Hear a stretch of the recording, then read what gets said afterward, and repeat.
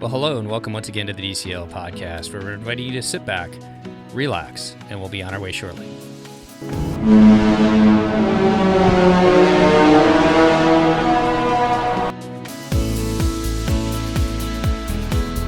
Well, welcome back to the DCL podcast, your podcast to help you and your family cruise smarter on your next cruise. And I'd like to welcome back to the show our co-host from PackYourPixieDust.com. How are you doing today, Christy? Hi, I'm well. How are you? Not too bad. I'm pretty excited about this show. We are going to talk about a bunch of different experiences, and I don't think we've touched on a lot of them, but some of the different food and beverage experiences that you can sign up for and just show up for on board the different ships. This is why I had a snack before we started recording. I could sense the hunger that was about to happen. Hey, what did you have, crackers? Yes. Well, we're going to talk about a little bit more exciting food than crackers, but Yeah, and to do that, and you know, I was sitting there thinking about it. It's so funny because I reached out to Frank from Florida a couple weeks ago, and we were talking about something else, and I think we were trying to put together a date for this show, and Frank was like, yeah, well, I'm just getting on the Magic again today, so I think in a couple weeks would be good. So welcome back to the show, Frank. Thank you. Great to be here. Yeah, I mean, I just got a kick out of that. I was like, oh, we just got done talking about one of your cruises, and we're getting ready to talk about some other aspect of cruising as you're getting on your next cruise. Yeah, because we go on way too many cruises. Frank lives a good life. Hey, they give me vacation days, and I use them. As you should. And living down there in Florida, that's awesome that you... Now, we won't touch too much on the last cruise you did. You did the Magic out of Miami? Right, we did the last cruise before it went on the transatlantic, just the 4-night. And that was down to... Was that like Western Caribbean down there? Where did we go? It was Key West, Nassau, and Castaway Cay. Oh, okay.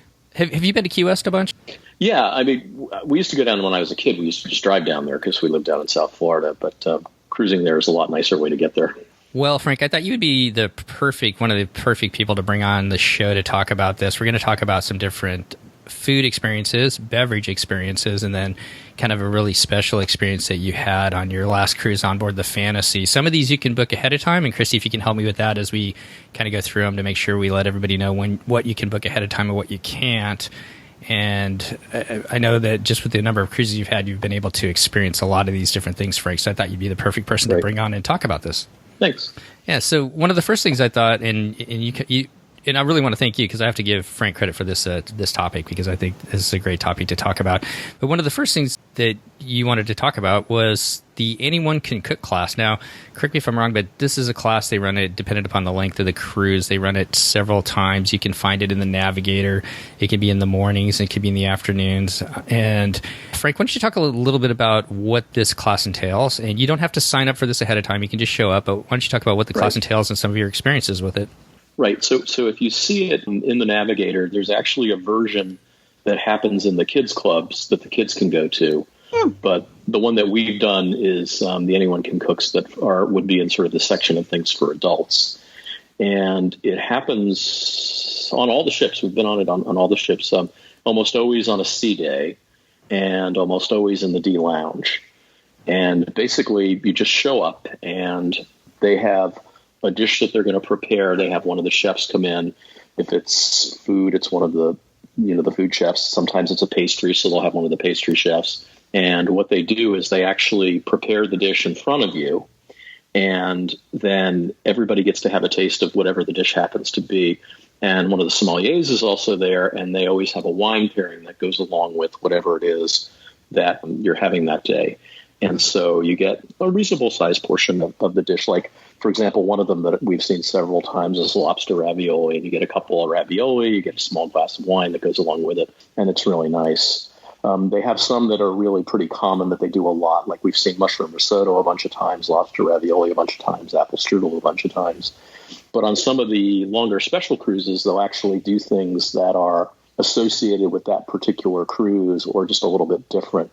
So like they do a fisherman's pie when they go up to Alaska. But it's really a lot of fun. And the one I would recommend everybody go to if you have a chance to see it is the apple strudel, because the way they make the dough for the apple strudel is just amazing. And I really can't describe it. You just have to see it.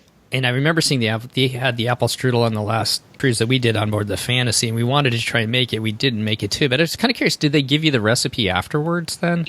Right. So you get a recipe card that has the recipe, and then you have to sort of look at it and make sure it isn't a recipe like for 50 people or something like that. So you might have to cut it down. But yeah, so you get the little recipe card and you can try it at home.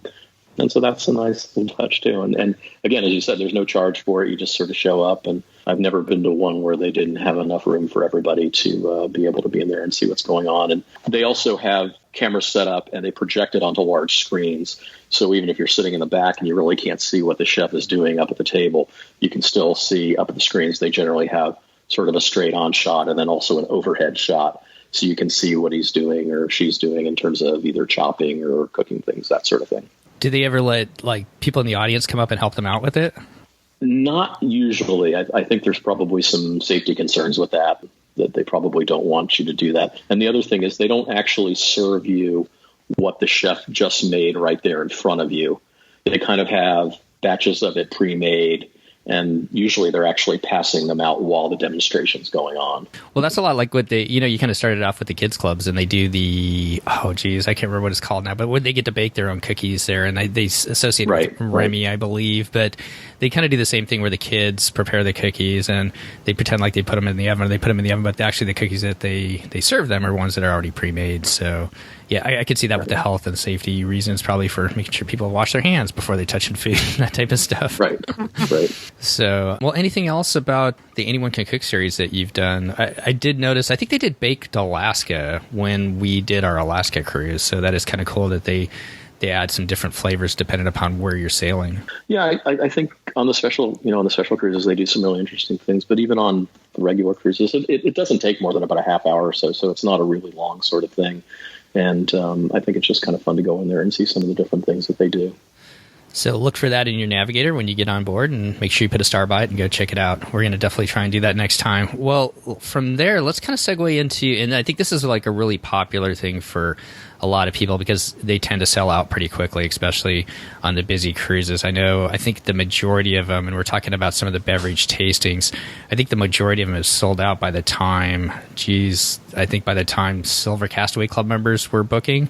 Is that kind of your experience too, Frank, just kind of watching it? It is, but the other thing is I have seen them open up new sessions. So they have a place where you can go when you get on board, and they say this is where you can go and see what tastings are available. And so even if you didn't have a chance to book something before you got on board, there's a possibility that you might be able to still get something once you get on the ship. It's usually sometime around 12:30, 1 o'clock. They have an area where you can go and see what tastings might be available that you could get yourself into. And that's what I would recommend for anybody trying to get in anything that was sold out. So one thing I saw one time on one of our Facebook, and it may have happened on a couple different ones, is if you join your Facebook group for the cruise you're going on, and I know this last one on the Fantasy, the person that was kind of leading our group put together one or two different tastings for the group itself, and to me it seemed like they reached out to Disney to kind of get kind of a private tasting, saying, hey, we're going to have these 10 people from our group. Can we set this up? Because they had like a sign up to join that group. Have you guys ever seen anything like that? Yes. Yes, I have too. I have not participated in it, but I know that they will do that if you have a group of people that want to, for example, do mixology or something like that. Unfortunately, though, Disney has recently changed their policy. The group that I'm in tried to do it for our end of June cruise, and they will now only allow the private tastings to occur on port days, and you have to get all of the money up front. They used to just charge your CPAS card, and you give them a list and things like that. And now they will not do that either. You have to get the money and pay in advance. They've made it really restrictive. And they were really restrictive about even the times that they would offer it. So our group actually decided not to go forward with it because it just was not user-friendly anymore. Well, that's too bad, because I thought that was kind of a good way for somebody, if you are either first-time cruiser or potentially maybe a Silver Castaway Club member, to get in some of the more popular tastings that tend to sell out right away. Well, Christy, why don't you give us just a quick overview of how the tastings work, and then we can talk about some of the different ones. So depending on what it is you're tasting, Disney will... So I guess maybe that's the issue, because depending on what type of tasting you're doing, it's obviously for people 21 and up. I believe the charge is like $25, although there's different prices for different tastings. Like champagne costs more. I believe champagne was $30, and actually that the chocolate one might be more as well. So there's different prices depending on the tasting. You're in a group of like 20 people, and they'll have it in different lounges on the ship. And depending on the tasting will depend on what happens next. So like for our champagne tasting, they discussed just the history of champagne and just all these different things. And then they discussed the different types of temperatures that champagne should be served and the different types maybe temperatures depending on the type. But then for mixology, they'll actually make the drink, and they'll make 5 or 6, I believe, different types of drinks. And I would say they're about quarter-size drinks. And you get to try them all. And you get to be a part of it. So they'll have one person or 2 people from the group for each of the types of drinks actually participating and assisting, in the bartender process of making the drinks. So that's super fun. And then they'll also talk about origin and different ways and why you would shake a martini and just stuff like that. So there's just a little bit of education and a little bit of alcohol. Yeah, and mixology, I think, differs because we've been to more than one. And one that we went to, basically everybody in the group got to make at least one drink for the folks there because we had a fairly small group. I think in the larger groups, that doesn't necessarily happen. So, Frank, where are some of the places, and then we'll talk about some of the ones that you've gone to, but where are some of the different lounges that they've had these on that you've been part of? So we've done it in Skyline. We've done it in the Cadillac Lounge. We've done it in Pink. I think we did one in O'Gill's once. So it sort of moves around among the different bars, and sometimes it's related to what you're actually doing. There's actually one that they do on Castaway Cay. We've not actually done that, but I think they do a mojito tasting on Castaway Cay on some of the cruises. Oh, I never heard about that. Is that over in the adult beach section area, I'm guessing? I'm not sure where it is because we've never done it, but I remember seeing it as something you could sign up for on one of the cruises we were on. Okay. Well, Frank, why don't you kind of go over some of the ones that have been memorable to you? The mixology, I know you and your wife have been to a chocolate and liqueur tasting. What are some of the ones that you guys have experienced? So I think you probably hit on the 2 favorites. Mixology is a lot of fun because, again, at least the times we've done it, it's sort of participatory. And the thing about mixology is I think the bigger group you're with, the more fun it is because then sort of everybody can get involved. One thing that's sort of important about, I think, mixology especially, but can happen with some of the other ones, is make sure you don't have a whole lot planned afterwards because it's actually quite a bit of alcohol if you have all the drinks. And the other thing that I've seen happen is, I think it was a margarita tasting that we went to. They had extras left over at the end and said, anybody who wants these, go right ahead. So, you can really create a painful experience for yourself if you drink a little bit too much. But, when we did mixology, the last time we did it in Skyline, which is just such a beautiful bar, and we really enjoyed that because not only were you with a bunch of people having a good time, but it's such a great atmosphere for people that have never been to that bar. I'd suggest if you're ever on the Dream of the Fantasy, just go over there and sit down, even if you don't have a drink, because it's such a beautiful place. And then the chocolate and liqueur tasting is actually my wife's favorite because she loves chocolate. And that one's a little bit different because it's not only about the liquor, but there's also a good bit of discussion about the different types of chocolate, where they come from, how they're made, that sort of thing. And my favorite part of the chocolate and liquor tasting is that although you would think this is going to be like sweet wines and liqueurs and that sort of thing, the last thing that you actually get is a scotch. And basically the scotch that you get, probably if you were to buy that separately, would be almost as expensive as the whole tasting itself. So that's a pretty good deal. And the bonus for me is my wife doesn't drink scotch, so I get 2. And nobody else left their scotch untasted for you as well? No, that one I have never seen. I've seen things like extra margaritas and extra mojitos and things like that. And I think one of the things we did at Mixology was the last time we went was they did a Long Island iced tea. There were quite a few people who just really couldn't get that whole thing down because it was like the 4th drink they'd had that afternoon. So there were plenty of those left over too. So we've only done one Mixology. We did it up in the Meridian Lounge on the Fantasy. And I mean, that was amazing, looking out over the ocean. It was on a sea day. And I put it out on Facebook. I don't know how many people saw it, but they have ABC News picked up and did a little blurb on the gin trolley. Have you seen? Did you get to see that, Frank, by any chance, or Christy? Yeah, it's up in Meridian. Yeah, we have seen that. Yeah, so I think you make a really good point, and I just go back to this before I talk about the gin trolley, is that, all the alcohols that they use, this is not like bottom shelf stuff. This is all good alcohol that you're using. So you're getting a really good value, I think, for your money for what you do pay for it.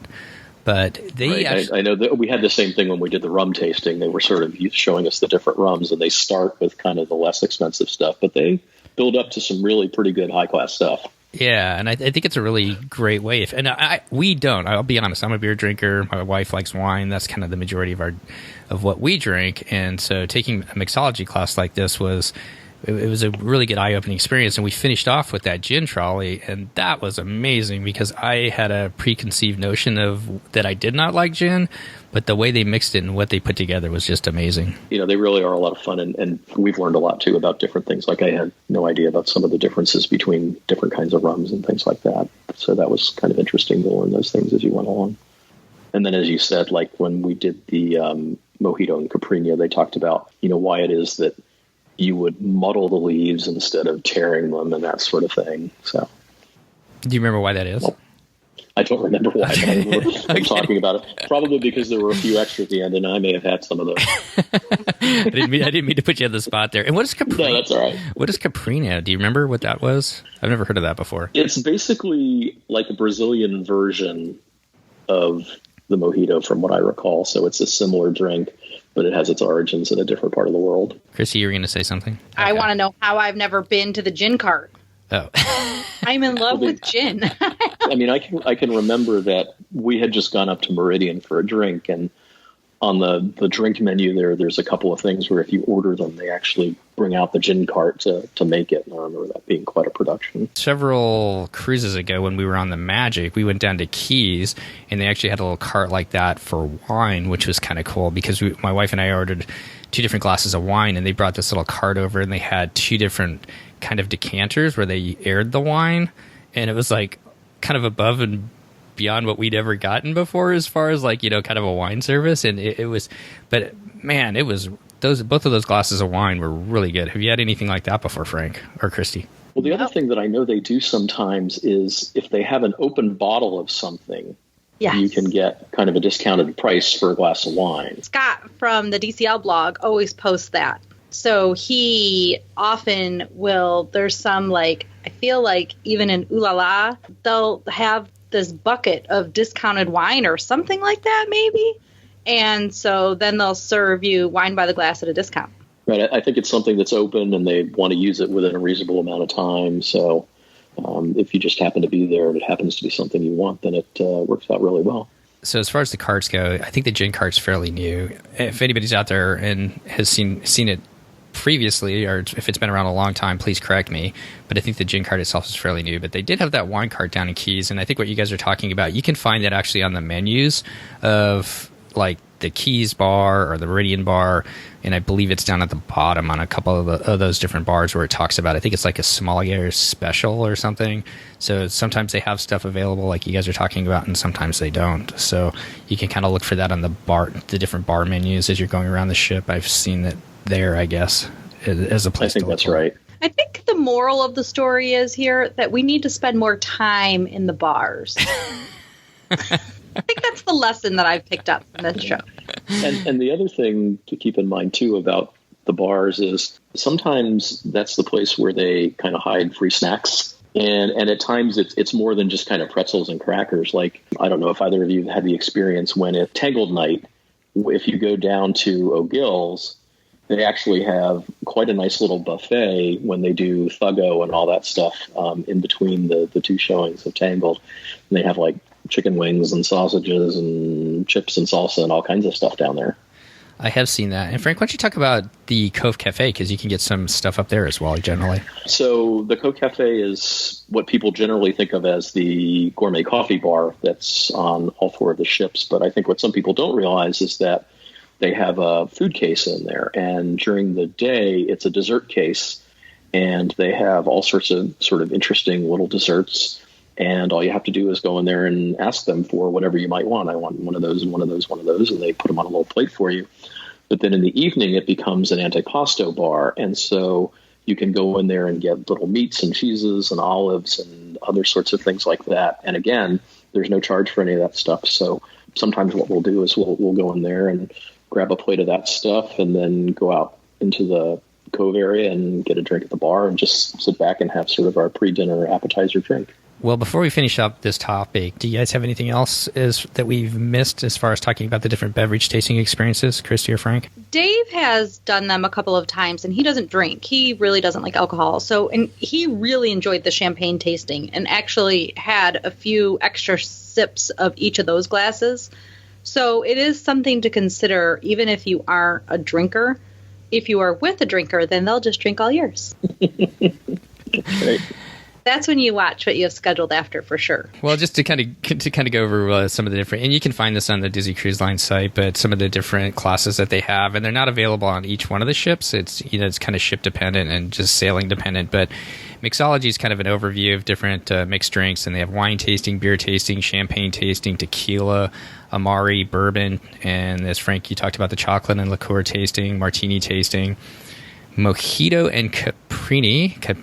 I'm going to have a hard time saying that. I need to learn how to say that. Rum tasting, stem to stern wine tasting, whiskey tasting. And I found this one, which I thought was, have you guys, either one of you heard about this? On the first day of the cruise up in the Senses Spa, they have a 30-minute juice tasting where you can try 3 non-alcoholic craft juices, and that's only available on the Dream and the Fantasy. Yeah, that's this one has been pretty controversial on some of the message boards. Okay. If anybody reads those. I have not heard anything about it, sorry. People were looking at what you get for the price that you pay and have sort of figured out that you can actually get those things a lot less expensively by not going to this and just sort of buying those drinks on your own. So that may or may not be true. I can't say that it is or not, but I can tell you that somebody discovered this and it became a long thread on one of the big Disney message boards. Well, good to know there. Maybe try at your own risk or something like that, or go up and check it out beforehand, because my sense is that if it's controversial, possibly on the message boards, it's not something that's going to sell out, so you can kind of go up there and see what they're really offering before you sign up for it and pay for it, I guess, maybe. Yeah, I think the cynical opinion is that they're using the couple of alcoholic drinks to try to lure people into the juice bars because they want more people to go to the juice bars. Then I don't know if that's true or not, but that seems to be what people think. Or to get you up to the spot. I feel like that's normal. I feel like that's normal for every cruise line. Like, they'll do a giveaway on the first day, but also they want to try to get you to book something that you'll then pay a lot more than the free giveaway item was. Well, let's move on to some different experiences that you can have in Palo and Remy. And I think we've talked a lot about Palo and Remy on previous shows, but I thought we could cover maybe just some of the different opportunities that you can have up there. And before we finish up with what you did on the Fantasy there, Frank, but let's talk a little bit about Palo. I looked at the pricing right now, and for brunch and dinner, Palo is going to run you an extra $40. But in addition to brunch or dinner, at dinner time, you can also add on for $59 a person. You can also add on a wine pairing with your dinner. Have either of you guys done this? I have not. We have not done the wine pairing, but I have seen it on the menu. It's something that's available. We usually get some wine with dinner, but generally we'll just sort of pick out a glass of wine each or something like that. Yeah, we usually just get a bottle of wine while we have dinner too. But it's something this is something you don't have to order ahead of time. You just make your Palo reservation, and then when you show up for dinner, if you decide you want to do it, what it includes is 5 different dishes, including dessert, and then they match up in a different Italian wine with each of the dishes. So that's one opportunity there. And this isn't right. And the other thing about that is you have to want those 5 dishes as what your meal is going to be, because they won't substitute any of them. That's a good point there. I was going to say that as well. That's one of the reasons I haven't done it. Yeah, same for us. I mean, Palo's a big dinner to begin with, but with the 5 dishes and then the 5 different wines and everything like that, they probably have to roll me out of there, I think. But right. This isn't really necessarily a pairing or anything like that, but I just thought it was kind of interesting to throw out there. Talking to Lindsay on the last show, the photographer, when she photographed the wedding, you can also book, and we haven't really talked about this, you can also book private dining at both Palo and Remy. And so you can book from 8 to 14 guests on the Magic of the Wonder and 10 to 14 guests, a little bit bigger room. And it's a private dining room if that fits your party on the Disney, on the Dream and the Fantasy. Now, that is something that the cruise groups are still doing and are successful in. So they'll do a private brunch event for cruise groups. And I know that Disney hasn't made that sort of impossible to actually do with your cruise group. Well, let's turn to Remy then. Once again, Remy offers brunch and dinner. The price running at Remy now is about $125. They offer a couple different things besides just brunch and dinner, and one of the first one is a champagne brunch. Now, Frank, you've done a couple of these, haven't you? Right. So the dinner is sort of the classic Remy dinner, which is 6 courses plus cheese courses and all kinds of other things. And the brunch is a little bit different than the Apollo brunch because the Apollo brunch has the buffet and then orders some things off the menu. The Remy brunch is a fairly formal affair. It starts out in the wine room with sommelier, and everybody gets a little appetizer tasting of a particular item and a glass of champagne. And then the brunch actually has a set menu for the courses and brunch. Of course, they will substitute things if there's something you don't like or something you don't eat. They have substitutions that they can put in. And then the reason it's called a champagne brunch is because you have the option of adding on 3 glasses of champagne along with the brunch menu that are champagnes that are designed to pair with what you're eating. And the nice thing about that is that there's a set cost per person, but they will let you share them. So the last time that my wife and I did the Remy brunch, we got 1 champagne pairing, and they actually brought 2 glasses out each time and poured us both some. So we were both able to try that, but not have sort of what I thought would have been kind of too much champagne for the middle of the afternoon. I believe they'll let you share at Apollo as well. So in addition to the champagne brunch, they also have a Remy dessert experience. Have you done that one, Frank? We have, yeah. That was a lot of fun. That's usually on one of the sea days. I think it was sort of like 2 or 3 o'clock in the afternoon. And that one is mostly led by the pastry chef, who goes through and tells you about how each of the different desserts are made. And they have 5 different desserts that you get a portion of. It's not like a full-size portion, but it's a reasonable amount. I mean, you've had plenty of sugar by the time that's over. And the dessert tasting actually is a lot of fun because it was one of the most visually beautiful experiences we've ever participated in. I mean, some of those desserts are just, to look at them on a plate, are just amazing in terms of their appearance. And then obviously they taste very good too. And that's another one where you can also do a beverage pairing along with that. And they have several different dessert wines that, again, each person can get that, or you can choose to split that along with the tasting. Then the final one I saw that they had listed, and if you know how to say it, Frank, I'm going to let you say it, but it's the Petite Assiettes de Remy. I am not French and do not have very much in the way of French skills, I'm not exactly sure. But that one is basically something that, okay, so the brunch, the dinner, the dessert, you can sign up for ahead of time, just like you would book anything else when you're booking your activities, or you can go down on the first day and try to book that. Whereas this one, you can only book once you get on the ship. They only do it on the longer cruises. I think it has to be at least a 4-night cruise or longer for them to do this. And basically, it happens pretty much right after sail away. And so before they actually open for dinner, they have an event where a certain number of people go in, and it's sort of a station-to-station tasting of food and wine. And so it's with the chef and the sommelier, and you'll go into one area of the restaurant and have a little bit of food and some wine. You'll go into another area of the restaurant and again do that. And then it ends with dessert in the special room that they use for groups. I think it's called the Gusteau room. It's the one that's supposed to look just like the restaurant in the Ratatouille movie.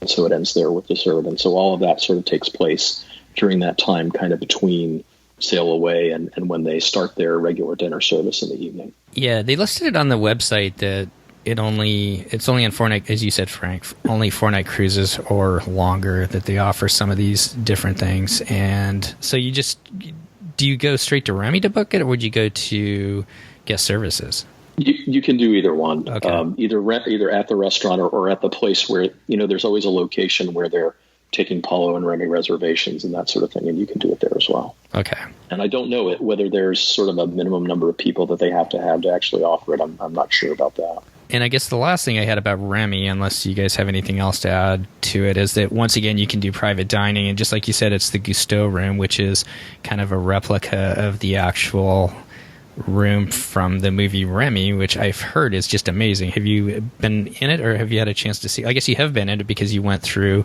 with Petites de Remy. Right, and also once when we were just there for dinner at Remy, I guess it was a full night and it was a busy night, and they actually sat us in there, even though we were just, having the regular dinner there. I guess they didn't have a group that night. So yeah, it's really pretty cool. So you could book either the Gusteau room, or also they have another room which is called the wine room, and you eat amongst the 900 bottles of old and new world wine.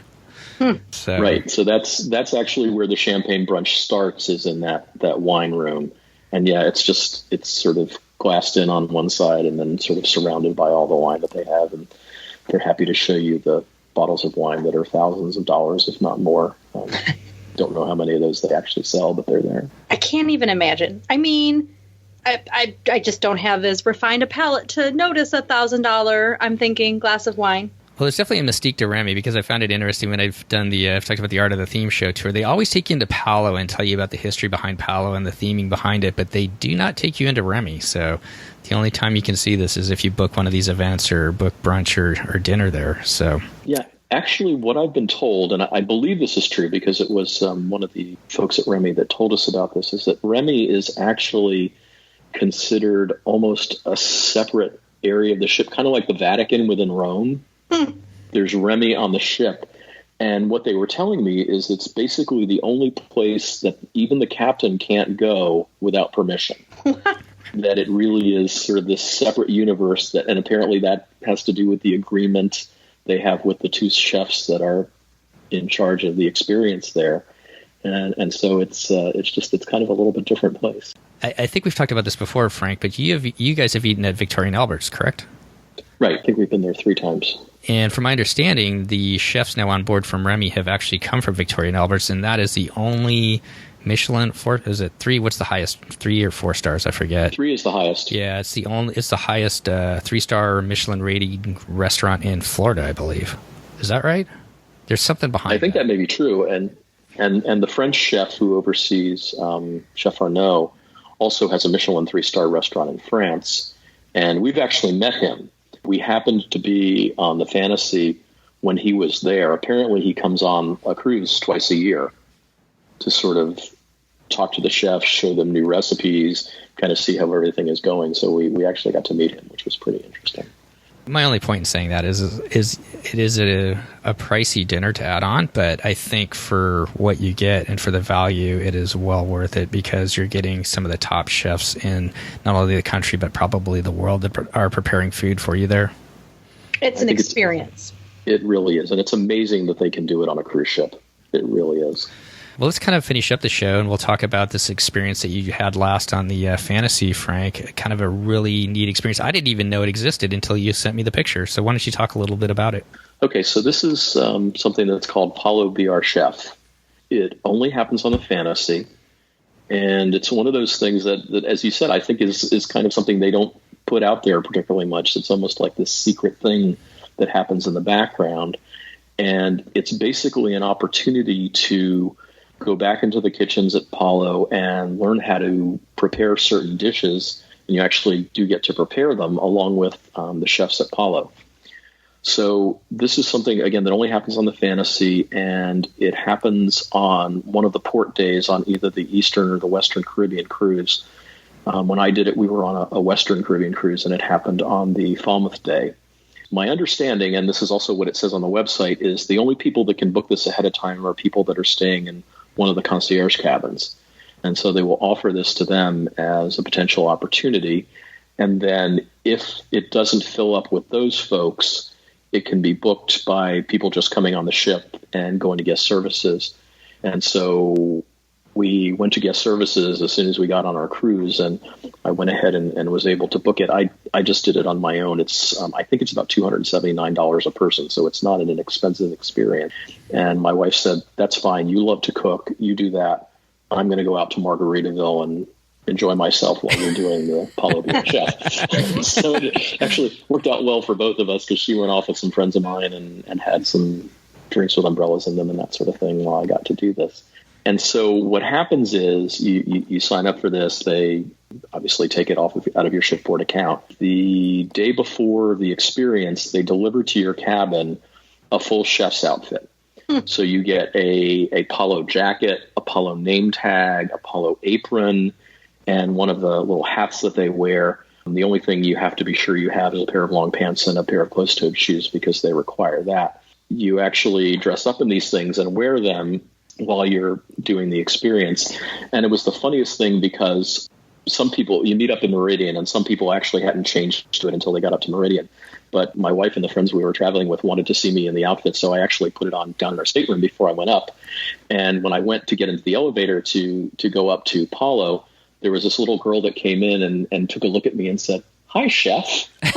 And so I said, "Hello, how's your cruise going?" And we had a little conversation. I didn't really want to act like I was actually a crew member, but on the other hand, she seemed to be enjoying the fact that she was talking to who she thought was a chef. So hopefully that was magical for her. It was kind of fun for me. But then they get you up there, and so everyone gets together in Meridian. And online it says it's limited to 8 people. We actually had 9 people in our group. There were 3 couples who were traveling concierge who were doing it together.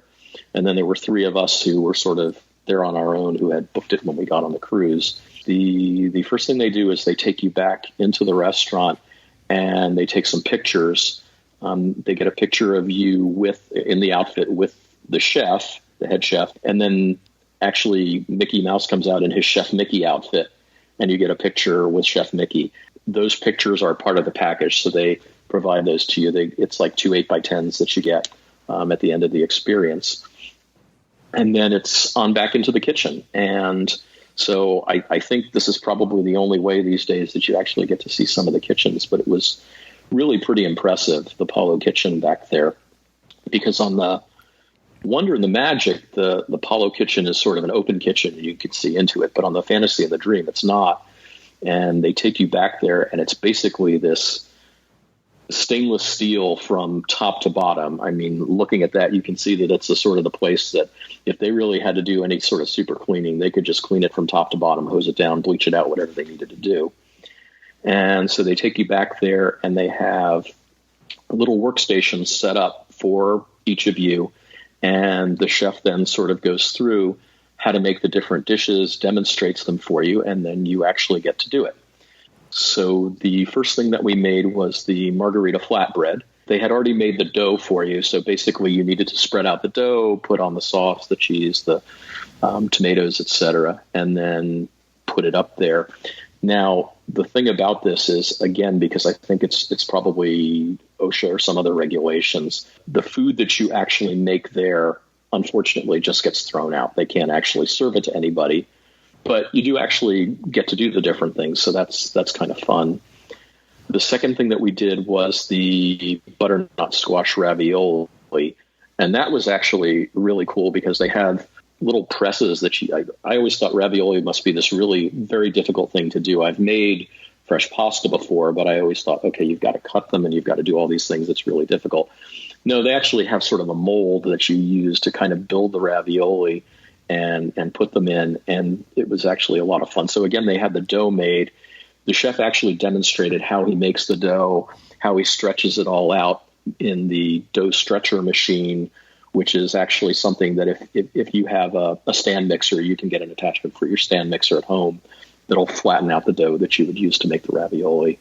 And then the filling is sort of pre-made there, and you just get to make your little ravioli and fill them and cut them. There's a way to cut them, and you actually don't have to use any knives. These molds that they use, you just put one on top of the other and then rub a very heavy rolling pin over them.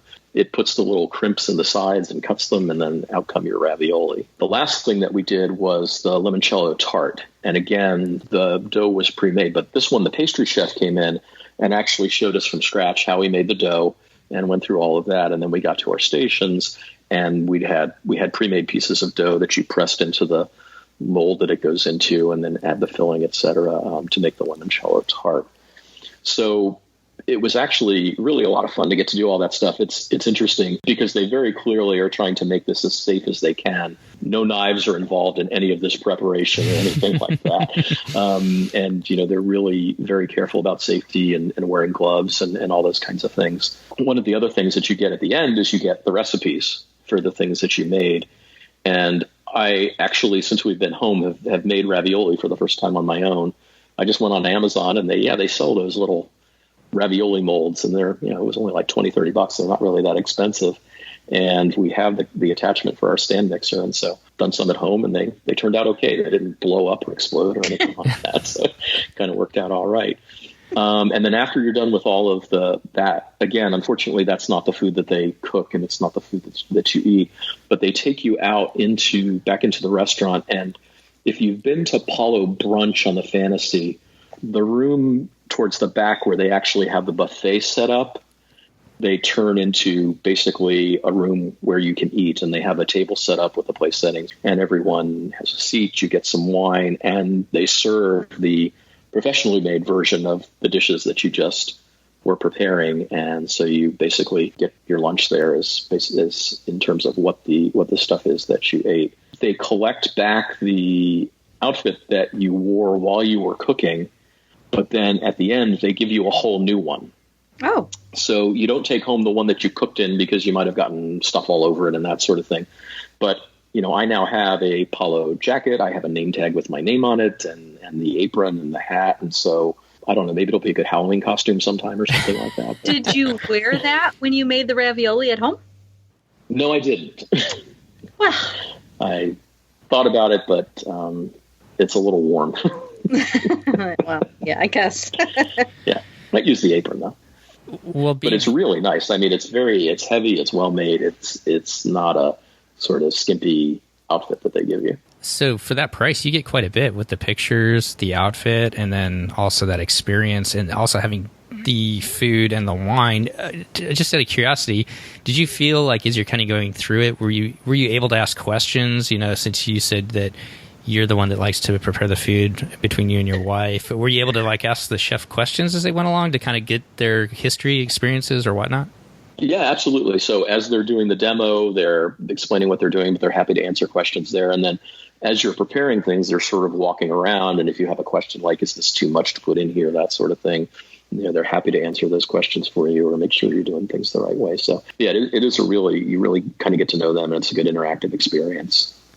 It was interesting because the head chef who did the flatbread and the ravioli with us was sort of this very relaxed person. And, if you want to put a little more, you want to put a little less, that's all okay. Everything's fine, very relaxed. The pastry chef was meticulous. And I think it just has to do with baking really being a science. And he's like, you have to have the exact amount of this, the exact amount of that. Make sure you wait. I mean, from the beginning, he was, is everyone paying attention? Put your phones away. Oh my God. Yeah. You weren't even eating that food. Right. Now, they actually let you bring your phones back there, and you can take your own pictures.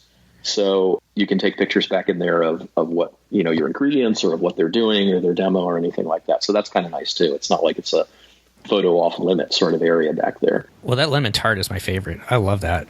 That's my go-to rather than the oh man, what is it? Not the chocolate melting cake. I've got that from Carnival. Oh, the chocolate souffle. The chocolate souffle. Yeah, I love that lemon tart. So yeah, I do too. Yeah. All right, guys, I got to go. All right, thanks for being on, Christy. Thanks, Christy. What just an amazing experience. I wanted to ask her if have you sailed concierge before, Frank? No, we haven't. Okay, I wanted to ask her if this is something that they even bring up to them, or do you have to kind of know? But maybe I'll ask her offline and see if I can add that in a little bit later. Yeah, I'm not sure about that. It says that, I'm just looking at the website here. It says, prior to sailing, Paulo BR Chef will be offered to concierge guests via shoreside reservations. But I'm not sure if that means they tell everybody about it or you sort of need to know about it. I don't know the answer to that. Yeah, since I'm usually down in steerage.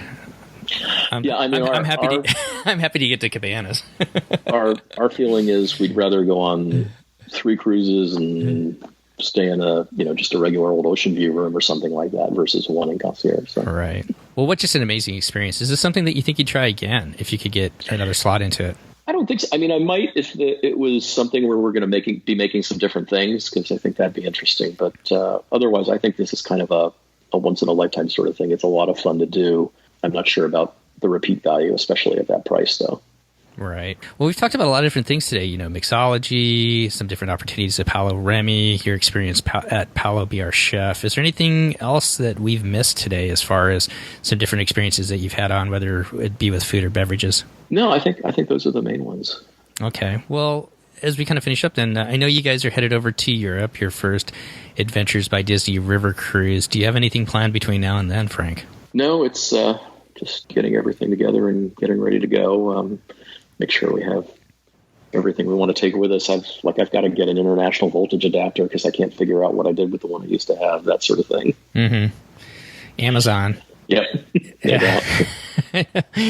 Amazon was our friend when we went to the Mediterranean last year, because we were like a couple nights before, we're like, oh my gosh, we couldn't find, the adapters and a couple different things. So luckily with my wife's got Prime, and it showed up just in time for us to get over there. So yeah, and it's kind of a little bit different trip because, usually if we're going somewhere out of the country, I'm looking at what are the international phone plans? How do I want to work all this? But actually on the river cruise portion of it, there's free Wi-Fi on the river cruise. You don't even actually have to pay for it. So that's really nice. And that is a big chunk of the trip right there. So not to get too much into the river cruise, because I'm really going to be excited about it when you get back to hear about it. But with Adventures by Disney, most of it is taken care of for you. But is there anything that you can book ahead of time? Is there anything like this as you looked into some of the different material as far as when you were planning for this river cruise coming up? Right. So actually, a few months ago, they sent us something that was essentially the itinerary for each of the days. And on many of them, there were sort of choices. Like if you were interested in doing a wine and cheese tasting, you could do that. Or if you were interested in going to an art museum, you could do that, et cetera. And they actually asked us to pick what would we want to do on each of these days along the way. And I actually just sent that stuff to my travel agent, and she got all those things booked for us.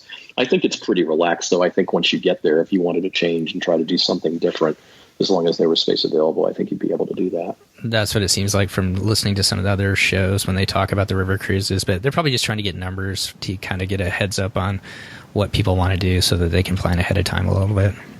Right. Yeah.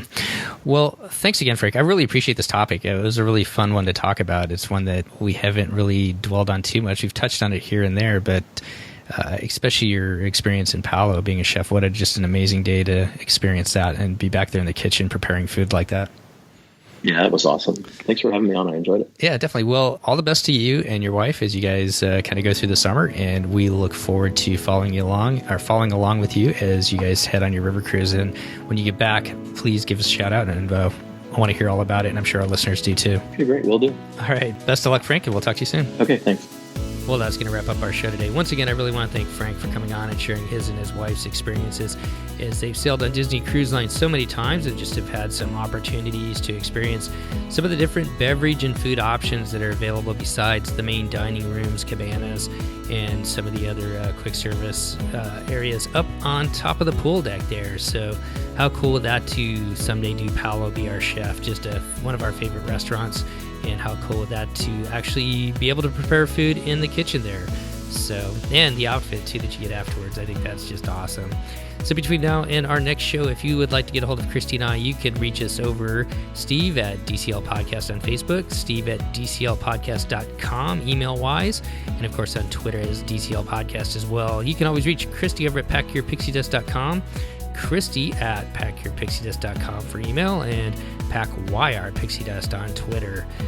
And if you are interested in helping support our show, you could always do so through our Patreon program. You can find out more information there at patreon.com/DCL Podcast.